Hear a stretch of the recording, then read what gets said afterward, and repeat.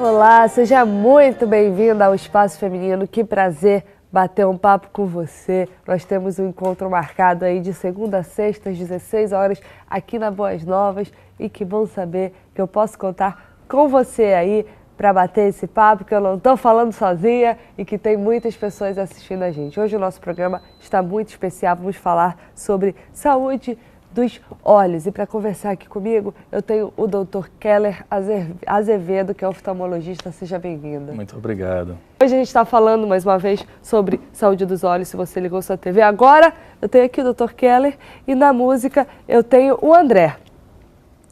E é complexo, né? Falar de saúde nos olhos é um tema assim... Vasto, né? Vasto.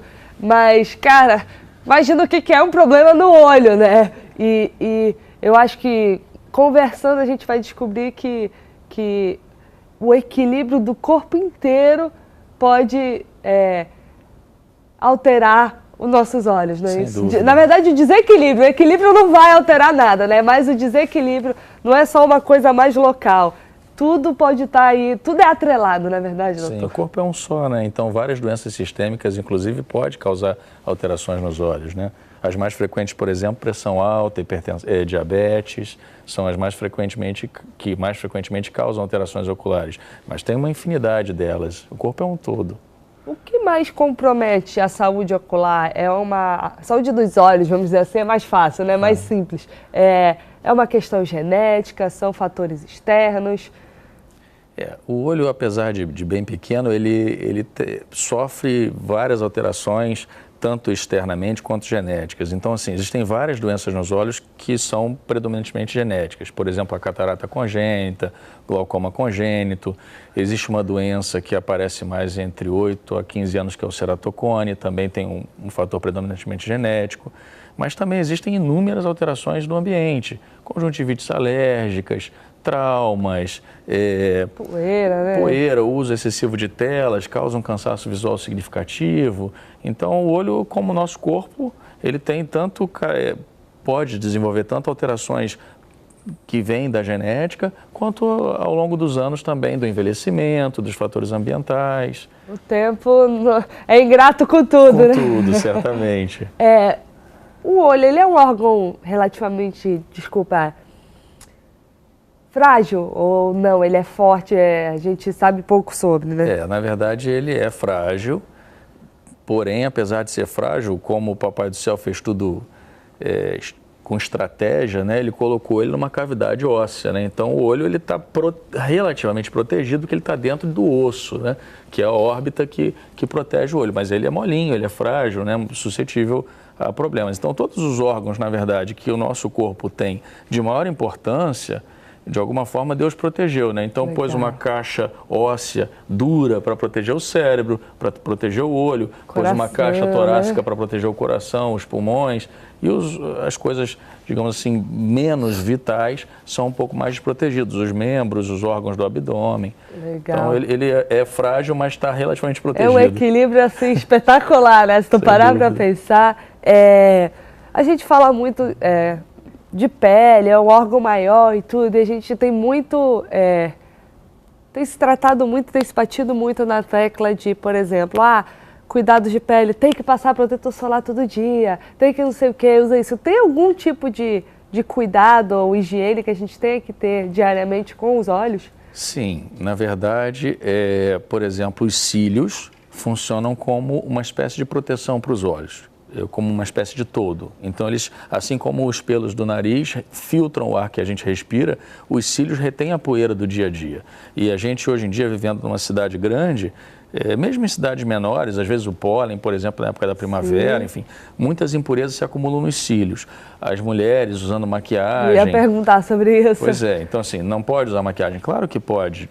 Sendo de boa qualidade, se a pessoa não tiver alergia, pode. Mas é importante retirar a maquiagem diariamente. Então, a limpeza correta dos cílios, pelo menos uma vez ao dia, no banho, é uma boa forma de você evitar problemas. Tem algum segredo de como fazer isso? Porque eu, por exemplo, claro, quando eu passo maquiagem, tenho aquele cuidado maior de limpar, mas nunca parei para pensar num cuidado mais específico de limpar cílios durante o banho, por exemplo. Por exemplo, para a pessoa que não usa maquiagem, os homens, as crianças... que tem menos essa preocupação, né, seria se você torna isso uma parte do banho, passa a ser um hábito e não uma obrigação. Sim. Então, acho que isso facilita. Existem produtos específicos para a limpeza dos cílios, assim como existem sabonetes íntimos, enfim. Sim. Mas, por exemplo, um shampoo infantil neutro, que não tenha muita química, pode ser usado. Simplesmente limpar os cílios, né? Evitar de apertar muito os olhos para que a pessoa possa pegar até a base dos cílios. Até não botar muito, porque arde, né? Exatamente. Essa história de que não arde como os outros shampoos, mas arde. E imediatamente enxaguar. Então, isso já é um bom hábito. Uma outra coisa que pode ser feita também, assim, não é todo mundo que consegue, mas o uso de óculos escuros de boa qualidade, evita a radiação ultravioleta, que é uma coisa que, assim como causa câncer de pele, causa um envelhecimento precoce dos olhos, podendo causar catarata mais cedo, enfim. É uma forma de você estar protegendo os seus olhos também. Muito importante frisar o uso de óculos de sol de boa qualidade. Não é aquele de R$10 que a gente compra em camelô, Exatamente. né? Na contramão de usar óculos de sol de qualidade, o que eu posso causar, o que eu posso maltratar o meu olho se eu pegar um óculos qualquer? Pois é, usar um óculos de sol de má qualidade é pior do que não usar nada. Olha. Porque dentro dessa parte colorida dos olhos, ela tem um orifício central, tem um buraquinho. Quanto mais luz nós estamos expostos, menor ele fica, para filtrar a parte dessa luz e a gente poder enxergar bem. Se eu estou num ambiente mais escuro, esse buraquinho dilata e entra então mais luz nos nossos olhos. Então, se eu pus um óculos escuro, a pupila vai dilatar, consequentemente vai entrar mais luz no olho, filtrada ou não pelo óculos. Então, se o óculos não filtra a luz nociva, vai entrar mais luz. Raios, né, os raios ultravioleta vão fazer mais danos à retina, podem formar catarata precoce. Então, é melhor não usar óculos nenhum, porque assim, mal ou bem, o esfíncter da pupila fecha um pouquinho e filtra parte daqueles raios. É a proteção natural não engana o olho, né? Exatamente. No caso, perfeito. E o colírio? Colírio é um negócio que eu tenho que usar todo dia? Não? Não necessariamente. Na verdade, assim, todo medicamento, seja colírio, todos eles é uma droga. Então, não é de todo inofensivo, né? Então, todo colírio, ainda que ele seja só um lubrificante, que é um bom instrumento para você ter no seu dia a dia, é um bom aliado. Hoje em dia, muito frequentemente, as pessoas têm o olho seco, principalmente pela exposição de telas celulares. Enfim, nós piscamos muito menos frequentemente na exposição de telas. Sim. Então, sintomas de olho seco, ressecamento, irritação, ardência, coceira, né? Enfim, isso é extremamente frequente. Então, nesses casos, vale a pena ter um lubrificante por perto. Agora, se a pessoa não sente nada, eu acho que quanto menos usar medicamento, seja ele qual for, melhor. Eu acho que, nesse caso, vale a pena frisar o seguinte: muitas pessoas, em função de várias situações, têm o olho mais avermelhado, mais irritadiço, e às vezes se incomodam esteticamente com isso. Entendi. E, infelizmente, o farmacêutico, com muita frequência, tem esse colíriozinho baratinho, que não faz mal nenhum, deixa o olho branquinho e realmente deixa. Então, tem alguns colírios que não tem nenhum controle para venda e são muito baratos, que tem qualquer colírio, na verdade, que você coloca nos olhos que ele fica branquinho, ele pode aumentar a pressão ocular. Porque ele tem nafasolina ou fenilefrina, que são substâncias que fazem vasoconstricção, fazem com que os vasos de sangue fiquem fininhos, então o olho fica branco. Mas eles podem aumentar a pressão ocular ao longo prazo. E esse aumento de pressão ocular pode causar? Pode causar glaucoma medicamentoso. Porque existem vários tipos de glaucoma. Glaucoma é uma doença onde a pressão ocular alta, ela pode levar à cegueira lentamente. Existem vários tipos, inclusive o congênito, que a pessoa já nasce com ele, mas nesse caso a pessoa pode ter um glaucoma medicamentoso, causado pelo remédio que ela, a princípio, acha que não está fazendo mal algum. Se eu não me engano, eu não sei, claro, no caso da glaucoma medicamentosa, mas não tem cura, não é fácil a cura não, Não, né? glaucoma não tem cura. Na verdade, o medicamentoso, se ele é exclusivamente medicamentoso, você retira o medicamento e a pressão volta a baixar. Só que se ela causou um dano no nervo que enxerga, aquele dano é irreversível. Então, pelo menos até hoje, né, 2017, gente. Vale isso por conta de um prazer estético, né? Pois é. Ambientes com muita luz, a gente já falou sobre isso, né? São prejudiciais aos olhos, a gente pensa em prejudiciais somente no caso do sol, mas outros ambientes, a gente tá numa moda aí de LED, aqueles LED com luzes fortíssimas, e a gente quer assistir porque a imagem fica melhor. É só o sol que pode causar esse dano ou não? Não. Luzes LED de ambiente, luzes de teto, abajur e tal, em geral não causa nenhum dano. Agora, o problema é que as telas todas, seja celular, tablet, televisão, enfim, isso tem sido muito recente, tá? Então, vários estudos mostram que um determinado comprimento de onda da luz azul, então uma parte daquela luz, pode causar um envelhecimento mais cedo dos olhos. Eu acho até que também, desculpe me interromper, claro. Até a gente tem assistido, a distância, né, que a gente coloca. As televisões estão aumentando, as casas e, consequentemente, as salas estão diminuindo, então a gente está se expondo cada vez a tamanhos maiores de televisão mais próximos e telas de celular que normalmente não ficam mais distantes do que isso, né? O mundo nosso atualmente é mais próximo, né? Quase todos estamos confinados em ambientes menores, sempre expostos a celular, computador, isso é inevitável e, na verdade, isso não tem como a gente fugir disso, tá? O que tem sido feito ultimamente é que tem sido criadas estratégias para que a gente possa se proteger daquele pequeno malefício que também é a longuíssimo prazo, tá? Sim, claro.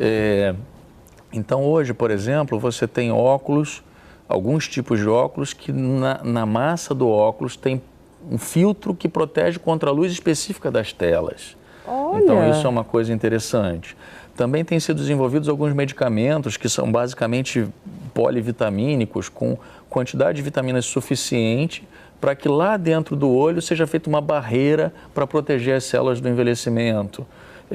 A medicina, de uma maneira geral, molecular, né, de vitaminas e a coisa mais, digamos assim, diretamente relacionada à célula, à microbiologia, eu acho que tem revolucionado várias áreas da medicina, inclusive da oftalmologia também. Então, na mesma velocidade que as telas aumentam, que tudo vai aumentando, graças a Deus, por isso a medicina também está crescendo e evoluindo, se adaptando.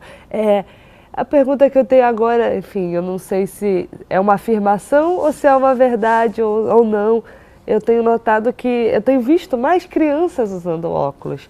E se isso é por fatores genéticos, enfim, pelos nossos maus hábitos de alimentação ou outra coisa, acesso à poluição, geneticamente isso passa, ou se é pelos hábitos dessa criança moderna que a gente vê hoje, assim como, por exemplo, a gente vê obesidade infantil e outros. Essa pergunta eu vou fazer para você, mas a gente só vai ter a resposta depois do break. Bebe uma água e volta, que ainda tem mais Espaço Feminino. Estamos de volta com o Espaço Feminino. Eu deixei aí uma pergunta no último bloco sobre a minha percepção de ver muitas crianças recentemente tendo que usar óculos. E a pergunta era se isso era por consequências genéticas ou externas ou se era mesmo por esses maus hábitos que a criança está tendo agora. Bom, Tereza, isso é multifatorial. Primeiro que a melhora da medicina, muito antigamente o oftalmologista tinha muito menos recursos do que tem hoje, né? Então a gente consegue fazer um diagnóstico muito mais precocemente. Legal. Mesmo hoje, eu no meu meio conheço vários oftalmologistas que parecem que têm um receio de atender criança. Não, eu não atendo criança e tal. Enfim, tanto que tem alguns que são oftalmopediatras, pegaram esse nicho, né? Mas, então assim, apesar disso, muitos bons oftalmologistas conseguem atender adequadamente criança e avaliar adequadamente. Você consegue fazer um exame. Hoje em dia a gente faz exame até no berçário, assim que a criança nasce. Teste do olhinho, sim. Exatamente. Então, assim, melhorou muito isso. Isso é um fator. Outro fator é que a prematuridade, sabe-se que mesmo que ocorra tudo bem, depois, em relação à saúde, os prematuros, de uma maneira geral, eles são mais frequentemente míopes. Então, é mais frequentemente um prematuro ser míope, o que não é, digamos assim, condizente com a infância. Porque a criança normal, ela é hipermétrope, que é exatamente o oposto da miopia. Como é que é assim? Toda criança é hipermétrope? Teoricamente, sim. O hipermétrope é um olho pequeno. Então, teoricamente, a criança normalmente é hipermétrope. À medida que ela cresce, aquele olho vai aumentando de tamanho, a visão vai melhorando gradualmente, tanto que a criança consegue atingir uma visão perfeita, como a de um adulto, entre 4 a 7 anos de idade, em média. Então, a prematuridade tem causado o oposto, tem feito com que os olhos fiquem mais alongados. Porque a criança sai antes de amadurecer o órgão Exato, os olhos, né? É um dos últimos órgãos que amadurecem no útero, né? Tanto que tem alguns vasos de sangue que só amadurecem depois, com a criança fora do útero, ainda que ela seja a termo, ainda que tenha nascido 9 meses. E a exigência visual da humanidade hoje em dia é muito maior. Assim, eu canso de ver minha irmã, por exemplo, eu tenho filhos também, não gosto disso, mas minha irmã sempre deu comida para os filhos com tablet na cara. Acho que para tranquilizar. Facilita, né? Exatamente, enfim. Então a exigência visual nossa não é mais tolerável hoje, que a gente tem uma visão mediana. Você não dá conta da escola. Antigamente a escola não tinha o nível de exigência que tem hoje. Então a criança poderia não estar indo perfeitamente bem, mas como a exigência era baixa, a coisa ia demorando mais tempo a ser descoberta, digamos assim. Hoje em dia, seu filho está indo mal, opa, vamos levar para ver o que está vendo. Primeira suspeita é o oftalmologista, né? Às vezes a própria escola tem o discernimento de pedir uma avaliação oftalmológica. Eu, na verdade, estudei numa escola, na minha infância, que todo ano eles faziam testes. Coisas simples, preliminares até. E se fosse detectado alguma coisa, eles mesmos iam e sugeriam aos pais, olha, leva ela no oftalmologista, leva o filho no oftalmologista, mas coisas bobas. Botava, Tereza, põe a mão na frente do olho esquerdo, lê o que está escrito ali, agora troca, coisas bobas assim. Isso é uma avaliação de triagem, isso é bem interessante. E é básico. E evita muito problema para a criança. Você separa o joio do trigo. Inclusive, por exemplo, crianças que têm um olho bom e o outro ruim, normalmente são diagnosticados isso com 13, 14 anos, no momento em que já não dá mais para reverter a situação, dependendo do que for. Porque ela teve um bom desempenho na escola, não dava cabeçada nas paredes, né? Então, quando os dois olhos são ruins, você identifica mais rápido. Quando um olho é bom e o outro é ruim, às vezes passa anos e anos e anos e a criança não é observada. Então, essa atitude de triagem, digamos assim, dentro das escolas é uma ótima opção. Não custa nada, Sim, né, gente? Praticamente nada. Qualquer professor ou inspetor pode ser treinado para fazer isso no momento de recreio ou no momento que a escola tenha um tempo livre. Chegou uma pergunta quando a gente estava no intervalo de um telespectador e eu achei interessante porque a gente falou muito sobre a glaucoma medicamentosa causada por esse uso excessivo e prolongado desses colírios que deixam o olhinho mais branco.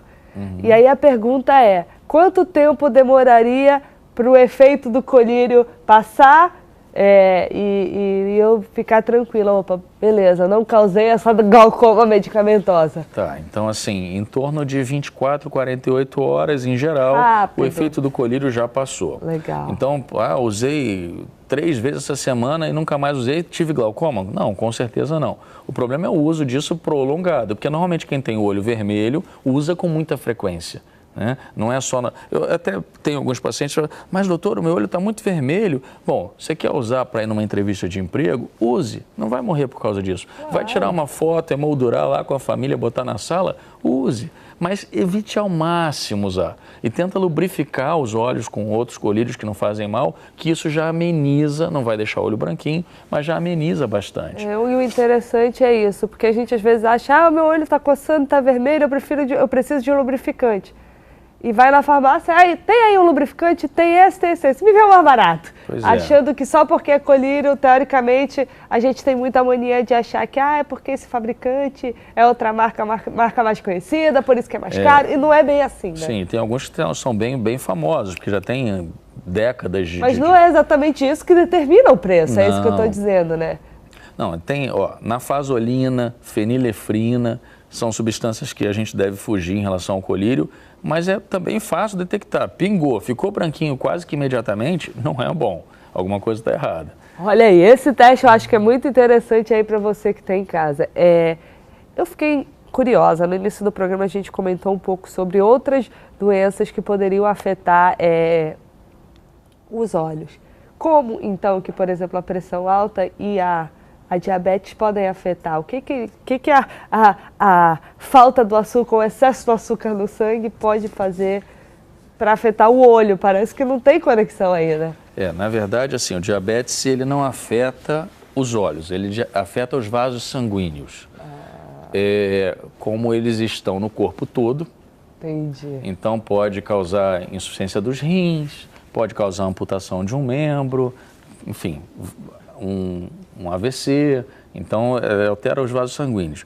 No olho especificamente, tem uma coisa que o diabetes causa que é mais imediato, que é a mudança do grau.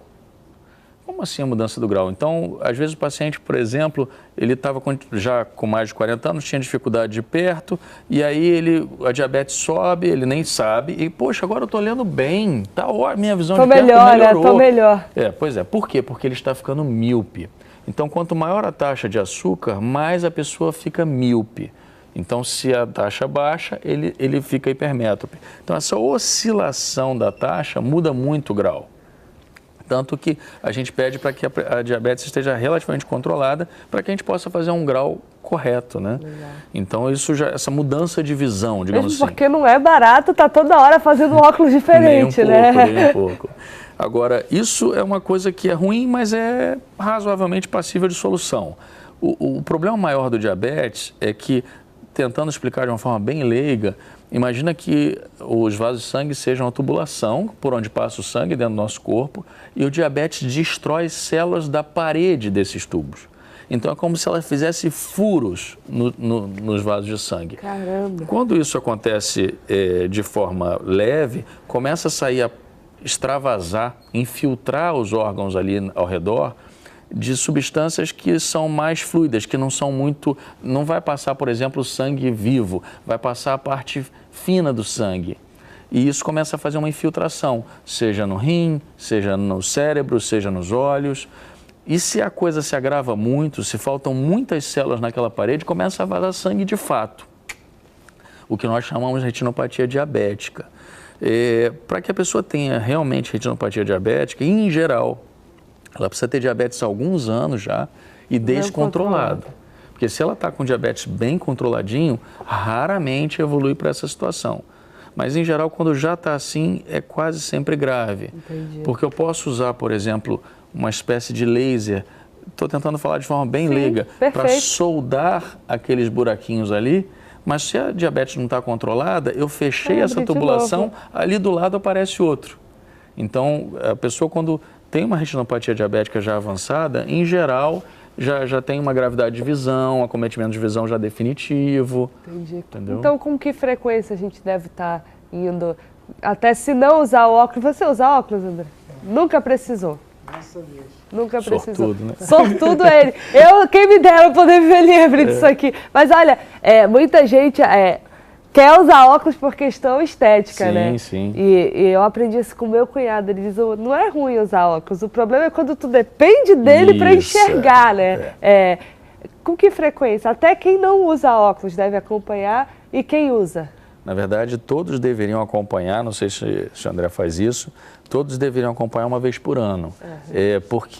Primeiro porque existem várias doenças em relação aos olhos que nós não temos sintomas nenhum.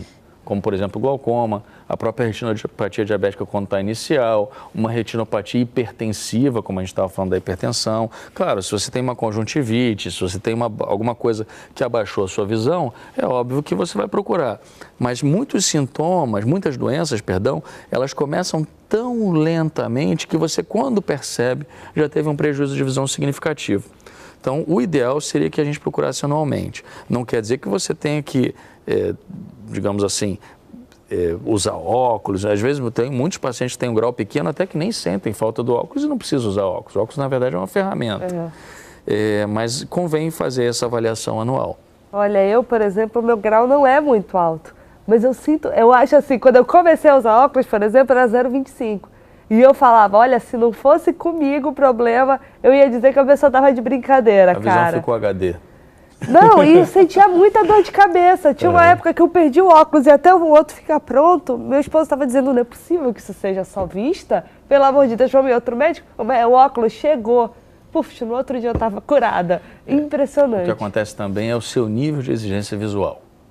Eu tenho pacientes, por exemplo, vamos lá, um exemplo, a catarata. Todo mundo com mais de 60 anos tem catarata. tá? Existem vários tipos de catarata. A mais comum, que é essa, é a catarata do idoso. Então, assim, não tem catarata quem não vive o suficiente. Mas acima dos 60 anos tem. Ah, então todo mundo tem que operar catarata? É óbvio que não. A catarata é uma estrutura de dentro dos nossos olhos que envelhece. Então, se a pessoa tem uma visão boa, com óculos, não tem que operar nada. Mas eu tenho vários pacientes, por exemplo, idosos, que têm uma vida mais, não quer dizer que todos os idosos sejam assim, tá? Sim. Que têm uma vida mais limitada, que só saem de casa com um filho, que não dirigem mais, que não trabalham. Então a vida dele é mais próxima. Esse paciente, às vezes, tem um prejuízo lá de 15% da visão, que a gente consegue avaliar no consultório, mas ele está extremamente feliz. Ele lê, ele costura, ele cozinha, a vida dele, aquela visão atende. Ele nem sabe que tem a visão ruim. Então, cada pessoa tem um nível de exigência visual diferente. Pessoa que trabalha, computador, dirige, corre à noite, para lá, para cá. Sim. Essa pessoa, às vezes, uma visão um pouquinho ruim atrapalha muito. E como atrapalha? Qual a diferença? Como é que um médico detecta ou indica, por exemplo, óculos ou lente de contato? Tá. Então, assim, a princípio, todos os pacientes deveriam não, que precisam de fato de óculos é a primeira opção. Por uma questão óbvia de praticidade, porque você pega ali, está pronto, não precisa ter nenhum cuidado. Mas, ao mesmo tempo, na hora de deitar, que tem esse troço aqui. Pois é, às vezes está sujo e tal, e a pessoa está arranhada. Enfim, óculos é muito prático. A lente de contato, ela é fantástica. Eu uso lente, por exemplo, eu não tenho muita paciência com ela, mas eu tenho zilhões de pacientes com lente, minha mulher usa lente o dia inteiro, eu uso para praticar esportes, enfim, em algumas situações específicas, e as lentes melhoraram muito, tá? Muito. Então, usar lente de contato eu acho que é uma ótima, uma boa ferramenta, como eu estava dizendo, para quem não gosta de óculos ou para quem quer, eventualmente, se maquiar, enfim, se beneficiar daquilo, né? Então, a lente de contato, ela é indicada provavelmente para praticamente todas as pessoas, tá? Então, todo mundo é passível de usar lente. Seria sempre conveniente fazer uma avaliação com o oftalmologista para ver se a pessoa se sente bem com ela, até para não onerar à toa, né? Para poder experimentar antes de gastar dinheiro com aquilo. E no caso da criança, especificamente, então vamos lá, eu tenho várias crianças pequenininhas com lente, bebê, 1 ano, 2, 3. É mesmo? Você, cara, mas você parece maluco, como é que você faz isso? Eu tenho algumas crianças que têm um grau muito elevado, 10, 15, e aí, assim, usar óculos machuca, fere. Pesa, né? Porque uma lente... Também melhoraram as lentes dos óculos, mas ainda assim incomoda. Então, assim, nesse caso, quem vai cuidar é o pai e a mãe. Como troca a fralda, como dá comida, como escova os dentes. E se criar o hábito, a criança não vai nem notar. Exato. Vai ser normal. Já na adolescência, teoricamente, todo mundo poderia usar, mas eu costumo falar para os pais o seguinte, enquanto você tiver que mandar seu filho tomar banho e escovar o dente, esquece lente. Ah, mas ele é desorganizado no quarto, tudo bem, mas ele toma banho sozinho, a higiene pessoal dele, ele cuida disso, então ele pode usar lente, teoricamente. Tá? Mesmo porque a lente tem que tirar, tem que limpar, tem que Exato. Voltamos com o Espaço Feminino. Se você ligou sua TV agora, mais uma vez estamos falando sobre a saúde dos olhos. Eu tenho aqui o Dr. Keller Azevedo, ele é oftalmologista, ele já tirou muitas dúvidas com a gente. Se você ficou intrigado, gostaria de saber um pouco mais sobre esse assunto, lá no nosso canal do YouTube, daqui a pouco esse programa vai estar, você pode assistir ele na íntegra, compartilhar, chamar outras pessoas que você conhece aí, de repente podem se interessar por esse assunto, youtube.com/boasnovasoficial. Dr. Keller, sono, pode afetar alguma coisa? A falta de sono demais? Na verdade, assim, ao longo do dia, a gente pisca naturalmente, né? O piscar é involuntário, e cada vez que nós piscamos, a pálpebra dá uma espremida na glândula lacrimal, que é como se fosse uma esponja, e joga uma nova lágrima no olho. Então a lágrima, além de nutrir os olhos com substâncias mesmo para nutrir, ela melhora a qualidade de visão. Cerca de 20% da nossa visão é a lágrima que é responsável. Então, se eu tenho uma alteração de lágrima, mesmo que não tenha grau nenhum, eu posso ter uma perda de visão parcial, obviamente momentânea, enquanto aquele problema existir. À medida que a gente vai chegando próximo do horário do sono, a gente vai piscando com menor frequência. Então é comum, por exemplo, a pessoa que dorme menos ou que dorme pouco, ter o olho no final do dia um pouco mais irritadiço, um pouco mais ressecado. E muitas vezes, sente necessidade de usar um lubrificante, mas não que vai causar nenhum malefício de forma definitiva, não. Porque a gente sabe que, por exemplo, o corpo precisa do descanso. Não descansar para alguns órgãos pode sobrecarregar e pode ser difícil. Por isso a pergunta se o olho seria mais um desses, né? Sim, sim, sem dúvida. Agora, durante muitos anos, nós temos que dormir 8 horas por dia, e 8 horas por dia é um número mágico. Hoje a gente percebe que não é bem assim. Cada pessoa tem cada organismo tem a sua individualidade. O importante é que você durma o suficiente para que você se sinta restabelecido no dia seguinte, né? E se de fato a pessoa precisa de poucas horas de sono, então, e sente algum desconforto ocular no final do dia, basta usar um lubrificante no final do dia e está suficiente. Cada corpo é um corpo, né? E Exato. Todos os órgãos acabam se adaptando ao que para uma pessoa é mais. Na hora de escolher um óculos, na hora de escolher lente do óculos ou modelo, tem alguma recomendação específica? A principal é te agradar, né? Porque é quase que um acessório de decoração, né? Então, assim, é importante que você se sinta confortável e bem com os óculos, obviamente. No caso de óculos multifocais, especificamente multifocais, é importante que ele não precisa ser, tem que ser uma lente grande, não é bem assim. Ele precisa ter no mínimo 14 milímetros, só que é da borda inferior até a pupila. Então, assim, você consegue uma armação mediana, fazer um bom óculos multifocal, às vezes até uma armação um pouquinho menor. Existem, claro, vários tipos de lentes mais caras, lentes mais baratas. A minha pergunta a diferença nesse preço é por questão, assim, a lente mais barata, ela é mais prejudicial para o olho ou o fator dela ser mais barata está só por ela ser mais grossa ou mais fina? Hoje a quantidade de lentes e a diversidade de atributos que a lente tem é muito grande. A gente poderia ficar aqui 2 horas falando só sobre isso. Mas vamos lá. A espessura da lente conta muito em relação ao preço. A rigidez da lente. Então, se a lente é mais rígida, mais resistente ou menos. Se ela arranha mais ou menos. O tipo de tratamento que a lente recebe, então se é uma lente que você encosta o dedo e fica com gordura fácil ou não, se o seu óculos na hora que você tira uma foto tem um reflexo na lente ou não, se ela escurece no sol ou não, se ela tem proteção para a luz maléfica do computador ou não, tá? E no caso dos multifocais, o design anatômico da lente. Então, a anatomia da lente, ela te permite uma visão de melhor qualidade ou de pior qualidade. Mas isso principalmente, em todas as lentes, mas principalmente nos multifocais. Agora eu vou te fazer uma pergunta de quem usa óculos. Por quê? Eu não sei se você vai saber saber responder, porque eu sei que o senhor é oftalmologista, não fabricador de lentes, Sim. Mas de repente... Porque a gente às vezes gosta de um óculos, experimenta, gostei desse óculos, dessa lente, ficou bonito em mim. Aí quando eu vou lá na ótica e falo, agora eu quero botar uma lente de grau, né? Porque eu não posso pegar esse óculos e botar um óculos de sol por cima. Aí eles me dizem, essa lente que muda de cor, que em cima é mais escura, embaixo é mais claro, ou assim, não pode, tem que ser de uma cor só. Tem alguma explicação para isso? É tecnologia só, tecnologia da ótica. É possível botar a lente que você quiser.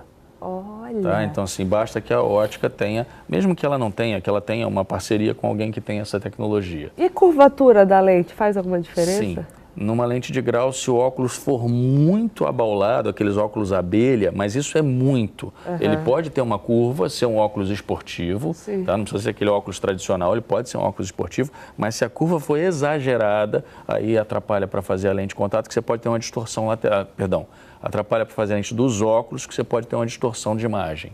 Quando vocês avaliam, eu noto que na receita aparece lá, não é só o grau, mas tem o eixo. O eixo. Como é que isso funciona? No caso do astigmatismo, que é um dos tipos de grau... miopia, astigmatismo. A lente precisa ter um determinado eixo. Então, a lente do astigmatismo, se você roda ela para um lado ou para o outro, o grau muda. Sim. Então, o eixo é uma referência para o óptico botar a lente naquela posição específica. A melhor visão para a pessoa. Exatamente, com aquela inclinação. O eixo é isso, mas é só do astigmatismo. Bem, infelizmente o nosso programa já está terminando, então eu quero abrir um espaço aí para o doutor e para o André darem considerações finais. Bom, Tereza, eu só tenho a te agradecer, foi maravilhoso o nosso papo aí.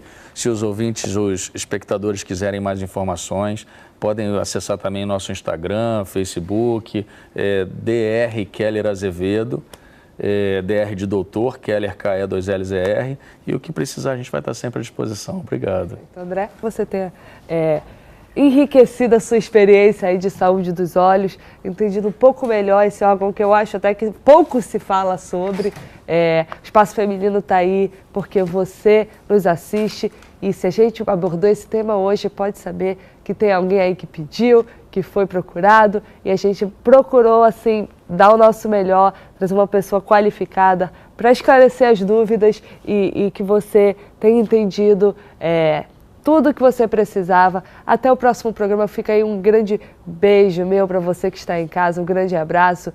E você é muito especial, mulher. O seu valor excede dos mais finos rubis. Você é amada, você é querida. E Deus tem um plano para a sua vida. Não desista ainda. O tempo de Deus não é o nosso. Mas a sua vitória está chegando, creia nisso hoje. A gente termina com música Por Onde Eu For, do André. Até o próximo espaço.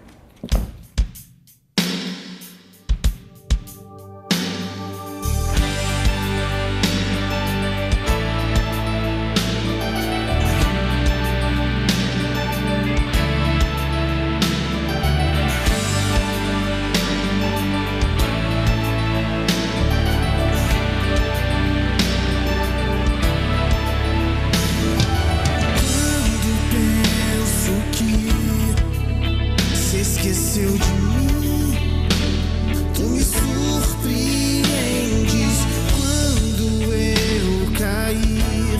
Eu sei que estás em mim, tu me sustentas e vou pelo amor.